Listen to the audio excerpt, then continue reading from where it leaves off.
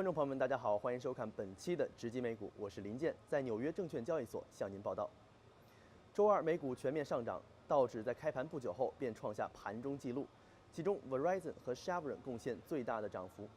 标普500指数上涨1%，其中通信和金融板块领涨。另外，纳斯达克综合指数微微上涨0.05%。今天市场普遍关注美联储为期2天的议息会议。据悉，美联储将不会在此次会议后加息。但是市场普遍预测，美联储将会宣布4.5万亿美元的缩表，各国央行都会以美联储的缩表为导向进行政策的相应调整。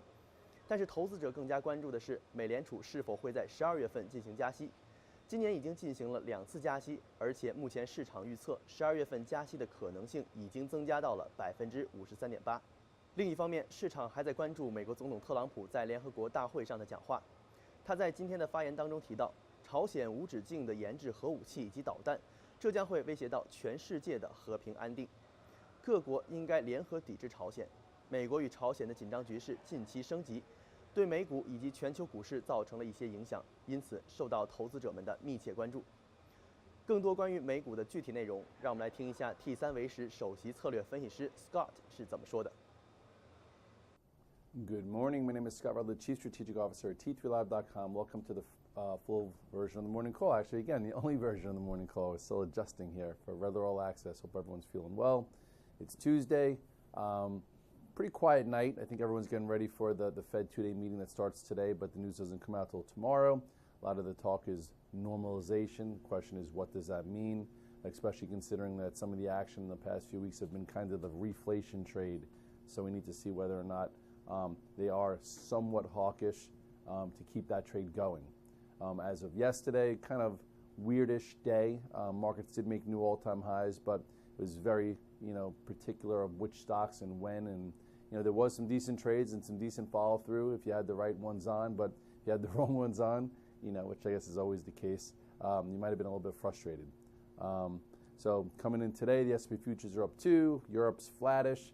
Asia had a big night, not Asia meaning China, but the Nikkei, considering it was closed for the holiday. So all in all, things are still moving right along until they don't. But right now, you can't fight it. If you look here at the chart of the S&P cash, pretty methodical move, since breaking above this, nice tight wedge. Seems like every wedge breaks to the upside, during this entire year, pretty much.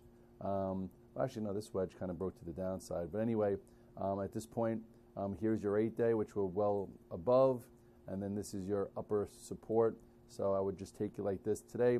Sometimes it's more of a quiet day. Tomorrow's a day that they try and push things around. I wouldn't be surprised if we just stay in this range. So this low here is $24.99. Yesterday's high is $25.08. If you push above this, there is nothing to the left. So just see where it goes, and then we'll have a new pivot maybe for tomorrow. As of now, the oscillators, I think, plus 40, not plus 50. The 8 days here, so we're pretty extended from both of these, but, things aren't really pulling in. If you look at some sectors, the Qs, not acting special, but also not falling apart. So what does that mean? I'm not sure yet. All we have now is still yesterday's low, which is 145.11. We hold this little spot. It's hard to get too bearish. If for some reason tech gets another bid, that would be the area it has to get above and stay above for another breakout type move. Kind of lethargic in here, so just don't do too much there, but watch what it's doing just in case. Last powerful move came in here, okay, and then it held the 21-day there. So we'll see if this continues. I'll go over Apple because Apple is one of the reasons why the Qs have been kind of lethargic. This morning, let me get rid of this, Morgan Stanley upgraded the target to 194. So with that being said, I'm not sure if that'll be enough to keep a bit under it.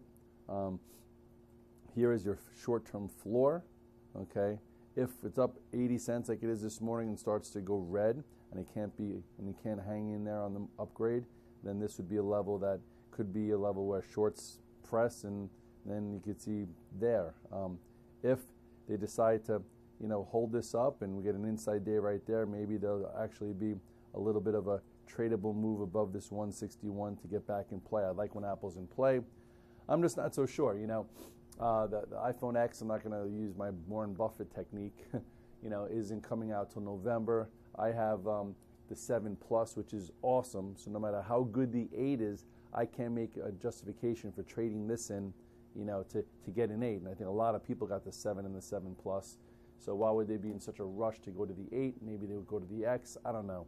The iPhone, the watch, disconnected, the Series 3 I'm getting, and I think a lot of those numbers could be good. But either way, I think we're kind of prone to some kind of news coming out about maybe not as many being sold. So you don't want to get stuck in it. So at this point, just be lighter. If you're a long-term investor in Apple, fine. If you're trading intraday, we had a nice trade on Friday. Yesterday got stopped out. So if you're still in it, again, back to the chart. Here's your little inside range. Yesterday's high is 160.50. This is 160.97. We'll see if it goes inside today, and then we'll see maybe tomorrow you get a better trade. 好的，以上就是今天的节目。更多关于财经股票的信息，请您关注华尔街多媒体的官方微信以及微博。我们下期再见。